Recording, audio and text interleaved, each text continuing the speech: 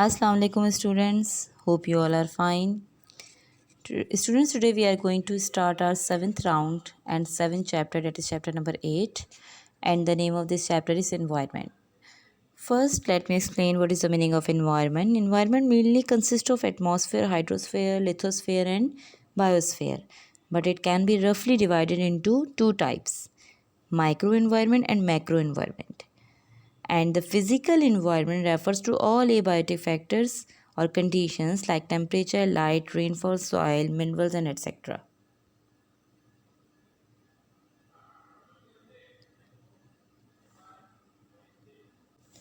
जी basically environment कैसे कैसे हैं इन्वायरमेंट जो है वो दो हिस्सों में इन्होंने एक ऐसी रफली टू टाइप्स में डिवाइड कर दिया, माइक्रो एंड मैक्रो. लेकिन जो बेसिकली फिजिकल इन्वायरमेंट है वो रेफर्स करता है all abiotic factors. Abiotic factors means non living things like temperature हो गया, लाइट हो गई, rainfall, soil, minerals and etcetera. Okay students, today we are going to start reading, but you people should have pencils in your hand to write the meaning of the difficult words. 100 years ago there were probably fewer peoples in the whole world than there in Pakistan alone today.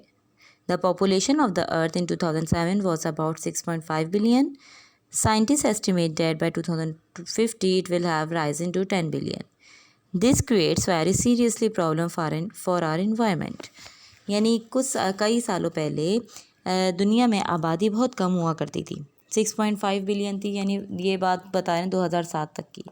और scientist ने estimate लगाया कि जो है वो आबादी 2050 तक 10 billion हो जाएगी. अच्छा, पहले जो है वो this create very serious problem for are environment, जो हमारी इन्वायरमेंट में बहुत सीरियसली प्रॉब्लम क्रिएट कर सकता है. How it will create serious problem in our environment? 2,000 to 3,000 years ago, most of the population of the world lived in small villages with a few relatively larger towns. The only smoke was from fires for heating and cooking. यानी 2 से 3,000 साल पहले जो population थी, दुनिया जो आबादी थी, जो पूरे वर्ल्ड की आबादी थी, वो बहुत छोटे छोटे गांव में रहा करती थी. ठीक है. और बहुत कम जो थे वो बड़े बड़े टाउन्स में रहा करते थे. तो जो the only smoke was from fire from heating and cooking, much of the world was covered with forest and trees were cut down only for fuel and for building huts. यानी कि जो धुआं जो था वो किसी व्हीकल का या किसी इंडस्ट्री वगैरह का स्मोक नहीं था, बल्कि जो खाना बनाया जाता था, उसकी जो लकड़ी जलाई जाती थी, सिर्फ उसका धुआं हुआ करता था. और ज़्यादातर वर्ल्ड जो है वो कवर्ड किससे था? फॉरेस्ट से था, जंगलात से था. घने घने उसमें दरख्त हुआ करते थे, जो कि काट कर अब उनको फ्यूल और बिल्डिंग के मेकिंग के लिए बनाया जाता है. There was no waste from food, no paper, no tin cans or bottles apart from bones and other inedible parts. Household goods were simple and usually lasted a lifetime. यानी पहले waste जो food का था वो नहीं हुआ करता था, ना कोई पेपर हुआ करता था, ना टिन, ना कैन, ना बॉटल्स. इस तरह की सारी वेस्टेज नहीं हुआ करती थी. तो गार्बेज में जब ये सारी चीज़ें नहीं होंगी तो गार्बेज होगा क्या? फिर आप खुद सोचिए. यानी पहले टिन नहीं हुआ करते थे, जैसे आजकल तो क्या है कि फ़्रोज़न आइटम्स वगैरह बहुत ज़्यादा हो गए हैं, जो बहुत अनहेल्दी हैं, जिसे हम खाते तो बहुत शौक़ से हैं, लेकिन वो हमारे हेल्दी फूड्स में शामिल नहीं होंगे, क्योंकि वो ना जाने कब के बनाए जाते हैं. उसमें कुछ इस तरह की चीज़ें डाली जाती हैं, उसके इंग्रेडिएंट्स कुछ इस टाइप के होते हैं कि आपका खाना महीने 2 महीने तक फ्रीज रहेगा तो उसका टेस्ट ख़राब ना हो. इस वजह से उसमें कुछ इस तरह की चीज़ें, इस तरह के इंग्रेडिएंट्स यूज़ किए जाते हैं जो कि हमारी सेहत के लिए बहुत नुकसानदेह हैं. तो पहले डेफिनेटली रेफ्रिजरेटर भी नहीं हुआ करता था, ये टेक्नोलॉजी भी नहीं थी, तो फूड को रिज़र्व नहीं किया जाता था, बल्कि जितना जो बनाया, जो पकाया, जो खाया, बस वहीं ख़त्म. ना कोई टिन्स, ना कोई सच पेपर हुआ करते थे, ना कोई ऐसी बॉटल्स, जैसे आजकल डिस्पोजेबल बॉटल्स आ गई हैं. पानी आप लोग जिस तरह देखते हैं कि एक डिस्पोजेबल बॉटल्स वगैरह में मिलता है, आपने पिया और बॉटल फेंक दिया आपने उसकी. पहले ऐसा नहीं था, पानी खुद भर के लेकर आना पड़ता था और फिर उसमें से फिर पीते थे. कोई बॉटल्स वगैरह का कोई सिस्टम तो था ही नहीं, मिट्टी के बर्तन हुआ करते थे. तो इस तरह इतना गार्बेज भी नहीं हुआ करता था. ठीक है। और घर वगैरह ज़्यादातर किससे बनते थे? लकड़ी से बनते थे। जो अगर फॉर एग्जांपल घर की मुरम्मत करनी है, वो घर तोड़ के दोबारा बनाना है या उस जगह से वो घर हटाना है, तो वो लकड़ी भी यूज़ में आ जाया करती थी बाद में।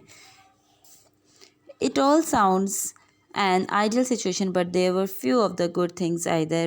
There were no medicines except herbs. यानी सारी सिचुएशन तो आइडियल थी, बट कोई ज़ाहिर है पहले इतने हॉस्पिटल्स वगैरह नहीं थे, क्योंकि सिटीज़ इतने डेवलप नहीं थे, तो कोई हॉस्पिटल्स वगैरह नहीं हुआ करते थे कि जिससे तो पहले कोई ऐसा हॉस्पिटल्स वगैरह नहीं हुआ करते थे। पहले इलाज किससे किया जाता था? जो हर्ब्स होती थी, हर्ब्स कहते हैं जड़ी बूटियाँ। Underline the word herbs. Herbs means जड़ी बूटियाँ। जड़ी बूटियों से इलाज हुआ करता था। कोई हॉस्पिटल नहीं थे कि जैसे कोई भी बीमारी है तो फला जगह हॉस्पिटल लगे, वहाँ इंजेक्शन लगे, एज सच कोई भी इस तरह का नहीं था। There was a little washing and cleanliness. It is said that in the Middle Ages in Europe, the ordinary people was washed all over the world twice in life, immediately after birth and after death, before burial. We have no accurate figure, but it seems quite likely that half the number of the children born died before their 5th birthday. यानी ऐसा तो कोई accurate figure ये नहीं बता रहे, लेकिन कुछ अंदाजे के हिसाब से इन्होंने बताया कि ज़्यादातर बच्चे जो हैं वो पैदा होते ही मर जाया करते थे, या फिर अपनी ये काफ़ी साल पुरानी बात जो बता रहे हैं, या फिर अपनी 5th बर्थडे से पहले जो है वो मर जाते थे, इंतकाल हो जाता था। The life expectancy for ordinary people was probably 30-35 years and older person might be 50 और सो। यानी लोगों की ज़्यादातर लाइफ की जो एक्सपेक्टेंसी बता रहे हैं, ज़्यादा 30 से 35 साल की उम्र तक वो जीते थे, और अगर कुछ ज़्यादा भी जी लिया करता था जो थोड़ा ज़यीफ़ कहलाता था, वो 50 या 50 साल से ज़्यादा होता था। एन ओल्डर एज 50 और सो, बट डैट वॉज रेयर। लेकिन ये बहुत कम दिखने में मिलता था कि 50 या 50 साल से ऊपर का कोई हो रहा है, वरना उसकी एज ज़्यादातर 30-35-40 ही हुआ करती थी। Life for the great majority of people was a grim, underline the word grim. Grim means habitnak, round of the endless work just to survive. From the Middle Ages onwards, life changed and developed. More people, though only a minority, began to live in towns. Then from the 18th century, the industrial world burst upon society. Huge factories belching out, underline the word belching, belching means shole, out great clouds of smoke were built. Towns and cities grew rapidly, with poorer people crowding together to find jobs in industries. There were no adequate water and sanitation systems. With time, however, things began to improve. अच्छा, फिर क्या होने लगा कि ऐसा 18th centuries में जो है वो फैक्ट्रीज़ बिल्ट होने लगी, फैक्ट्रीज़ बनने लगी, और जो है वो बेल्चिंग जो शोले आपने लिखा है, इसका मतलब ये है कि huge factories belching out great cloud of smoke, यानी बड़े बड़े शोले निकलते हैं, वही स्मोक निकलता है, पॉल्यूशन निकलता है। ज़ाहिर है जब एक फैक्ट्री चलेगी, मशीन चलेगी, तो उसका धुआं तो निकलेगा। जैसे आप लोगों ने व्हीकल्स वगैरह में देखा है, कार्स हो गई, बाइक्स हो गई, या इस तरह हो गए एरोप्लेन्स वगैरह, आपने देखा एक धुआं निकलता है। तो वो जो धुआं है वो इंसान की सेहत पे बहुत बहुत ज़्यादा बुरे असरात मुरतब करता है। तो ये धुआं जो है ये निकलता है, और ये हमारी सेहत के लिए नुकसानदेह, और ये हमारी दिन ब दिन डिज़ीज़ में इजाफ़ा करता चला जा रहा है। लेकिन इससे एक अच्छा पॉइंट ये हुआ कि जो गरीब लोग हैं, जो पुअर पीपल हैं, उनको जो है वो एक जॉब मिल गई। जैसे वो किसी भी कंपनी में, किसी भी इंडस्ट्री में जो है उनको एक जॉब मिल गई है, वहाँ पे वो काम कर सकते हैं। ठीक है, today thanks to good water supplies, health care and medical advance and the other benefits of good housing and transport that we enjoy, people live on average twice as long as they did a century ago. लेकिन आज हम ये शुक्र करते हैं, अल्लाह ताला का शुक्र है कि उसने हमें साफ़ पानी पीने को दिया, और उसने हमारी लाइफ को इतना एडवांस कर दिया कि हमें प्रॉब्लम नहीं होती अब किसी भी चीज़ की। हमें आराम से जिस चीज़ का इलाज, बहुत सारी बीमारियों का इलाज जो पहले नहीं होता है, अब बहुत सारी हर बीमारी का तकरीबन इलाज आ गया। कोई बीमारी लाइलाज सच नहीं रही है, हर बीमारी का इलाज आ गया है, और हमारे पास एक साफ़ पानी पीने को मिलता है, हमें अच्छा खाना खाने को मिलता है, हमारे पास एक गुड ट्रांसपोर्ट है, वी कैन गो एनीवेयर। तो पहले तो हम ट्रांसपोर्ट नहीं होती थी तो हम क्या करते थे, वो एक प्लस पॉइंट था कि ट्रांसपोर्ट नहीं है तो फिर साथ में क्या है, स्मोक नहीं है, धुआं नहीं है, तो इन्वायरमेंट हमारा नीट एंड क्लीन रहता है। लेकिन अब क्या है, ट्रांसपोर्ट आ गई, ट्रांसपोर्ट की आसानी तो है, लेकिन साथ में क्या है, जो वो धुआं छोड़ रही है, वो धुआं जो है वो हमारे सेहत के लिए बहुत नुकसानदेह है। तो लेकिन ये प्लस ये पॉइंट क्या है कि हम ट्रांसपोर्ट के ज़रिए जो हम महीनों में सफ़र तय किया करते थे वो हम घंटों में करने लग गए हैं।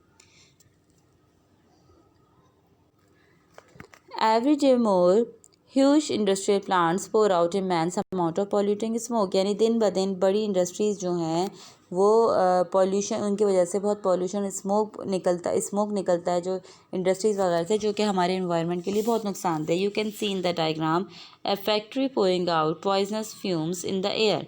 एक फैक्ट्री है जो उसमें से जो पॉइजनस फ्यूम्स निकल रहे हैं एयर में वो किस कदर नुकसानदेह हैं। इसीलिए इंडस्ट्रियल एरियाज़ जो होते हैं वो किसी भी कंट्री के, वो आबादी से बहुत दूर होते हैं, यानी वो उन इलाकों में होते हैं जिन इलाकों में आबादी नहीं होती है। ज़्यादातर इंडस्ट्रियल एरियाज़ वहीं पर होते हैं, क्योंकि क्या होता है इंडस्ट्रीज़ वगैरह में जो भी चीज़ें बनती हैं, लेदर की इंडस्ट्री हो गई या किसी और चीज़ की इंडस्ट्री हो गई, इसमें जो भी चीज़ें बनती हैं उसका डेफिनेटली एक धुआं तो होगा। जिस तरह गाड़ी चल रही है, मशीन चल रही है, तो धुआं तो डेफिनेटली होगा। तो वो धुआं बहुत नुकसानदेह होता है, इसलिए इंडस्ट्रियल एरियाज़ जो है वो आबादी से अलग रखे जाते हैं। ठीक है।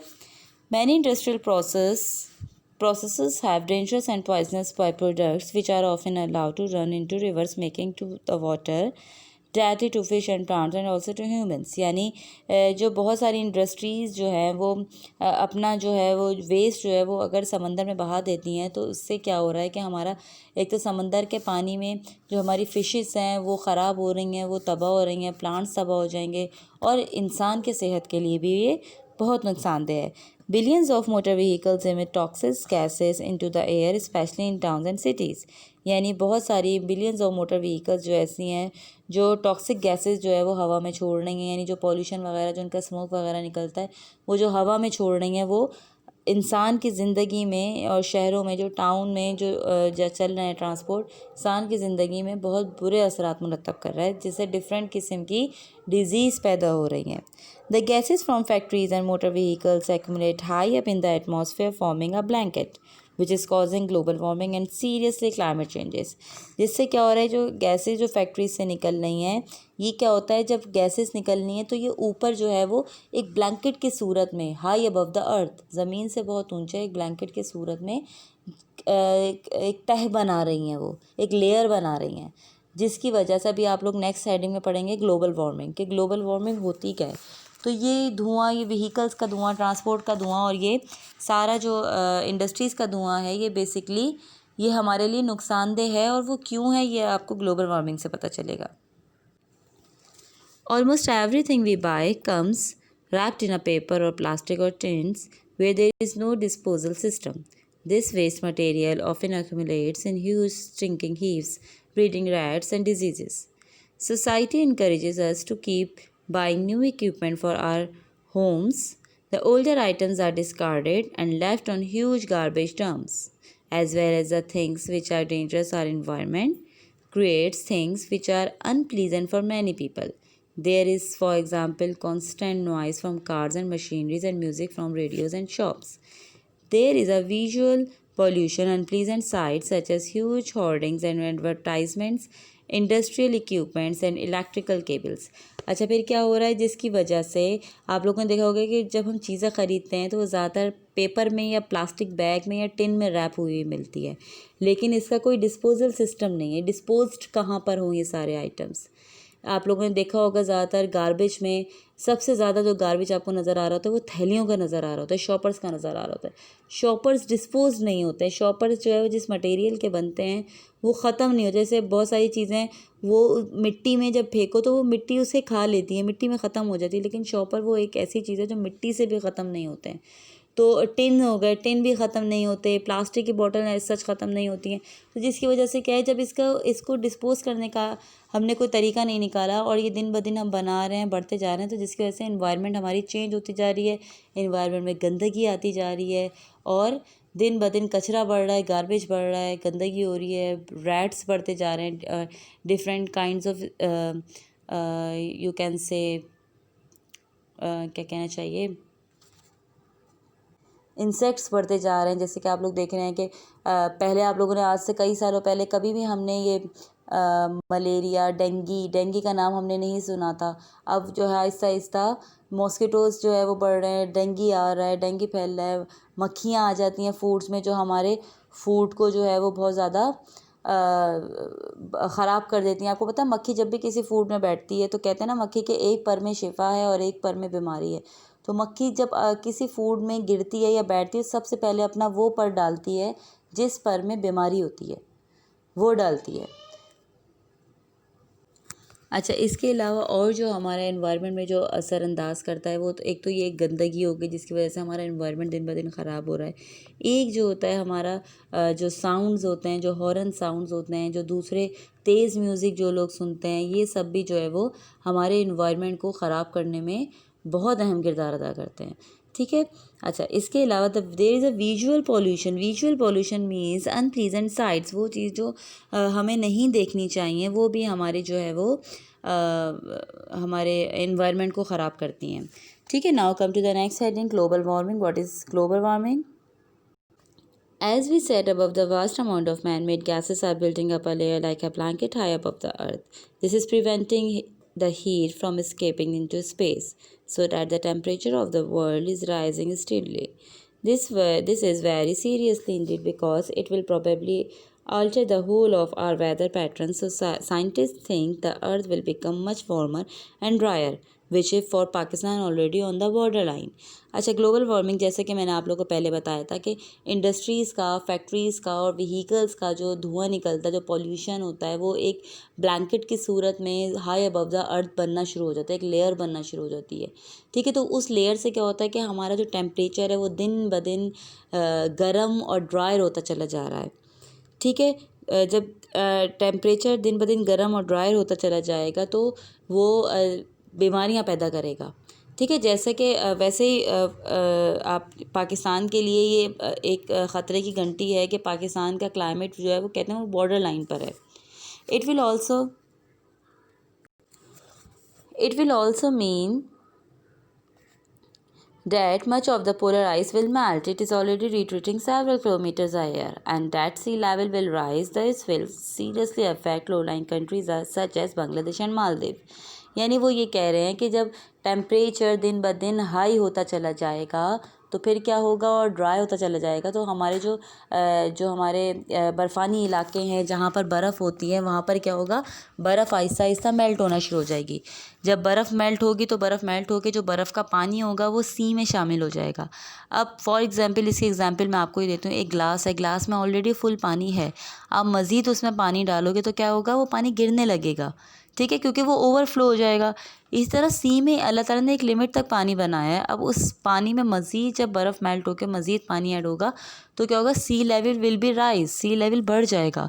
जब सी लेवल बढ़ता है कहीं का भी तो वहाँ उस एरिए में, उस इलाके में, उस शहर में सैलाब आने के चांसेस बढ़ जाते हैं।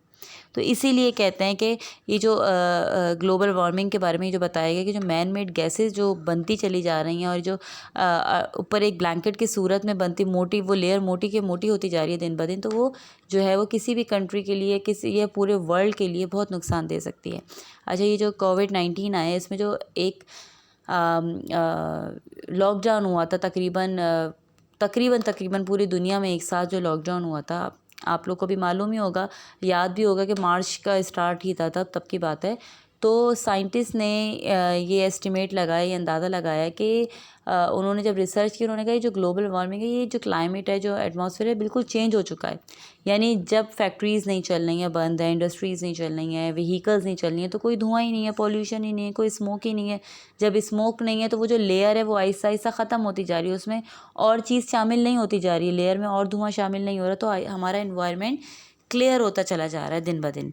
तो एक साइंटिस्ट के एस्टिमेट के मुताबिक अगर हर साल, एक साल नहीं तो हर 2 साल में 1 और या 2 वीक्स के लिए इसी तरह पूरी दुनिया को एक साथ शट डाउन कर दिया जाए, कोई एरोप्लेन्स ना चलें, कोई व्हीकल्स नहीं, कोई फैक्ट्रीज़ नहीं, इंडस्ट्रीज़ नहीं, कुछ भी ना चले, तो हमारा जो ग्लोबल वार्मिंग, जो हमारी जो लेयर है जो बन जाती है, एक ब्लैंकेट की सूरत में लेयर बन जाती है, वो ना प्रोड्यूस हो और हमारा एनवायरनमेंट साफ़ रहे। एनवायरनमेंट जितना साफ़ रहेगा बीमारियां उतनी कम होंगी, लोग सेहतमंद होंगे तो काम ज़्यादा करेंगे और बीमारियां दिन ब दिन ख़त्म होती चली जाएंगी।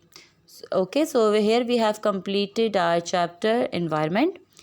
On my next video inshallah we will start copy work. Thank you.